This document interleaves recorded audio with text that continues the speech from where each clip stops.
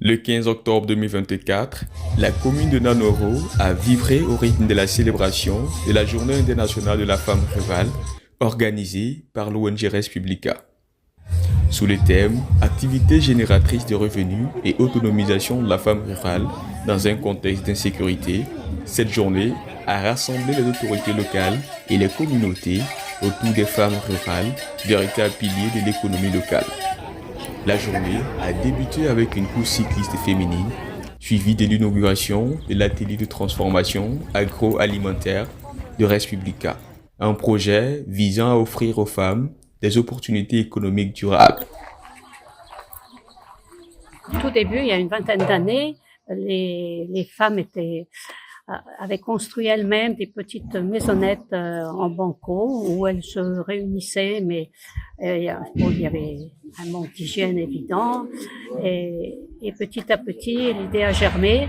D'abord, dans les villages où il y avait les groupements, on a construit en dur des petits ateliers avec 2 pièces, ce qui leur permettait de se réunir et de commencer quelques transformations de produits.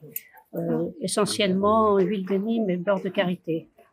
Mais on pensait quand même qu'on pouvait aller plus loin. Donc en 2021, là on a réfléchi à quelque chose de plus grand, de plus fonctionnel. Et voilà l'aboutissement de ces réflexions.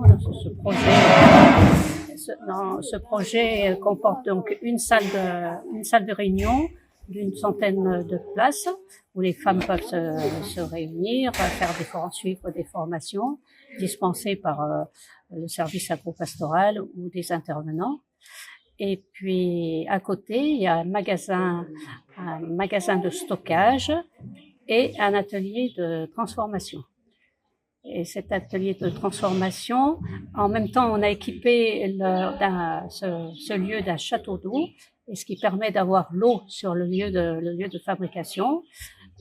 C'est carrelé, donc on a des conditions d'hygiène impeccables. La cérémonie officielle a été ponctuée d'allocutions, de prestations artistiques et de remises de prix. Pour magnifier ces femmes, ce qu'elles font pour le développement rural n'est pas petit. Elles constituent plus de 52% de la population. L'agriculture, l'élevage, l'environnement, disons le secteur rural contribue à plus de 40% du PIB et emploie plus de 80% de la population du Burkina Faso. Dire que nous voulons un développement durable et réel, sans elles, c'est vraiment se leurrer. Alors, si aujourd'hui on accepte de le faire, cela est un honneur pour nous d'accepter également de parrainer cette cérémonie.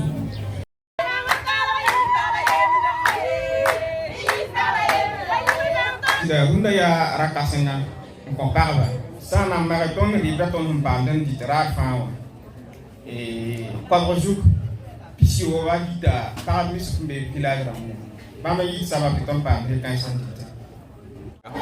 Res Publica est une ONG de développement, non, qui exerce au Burkina Faso sous forme d'ONG depuis 2001.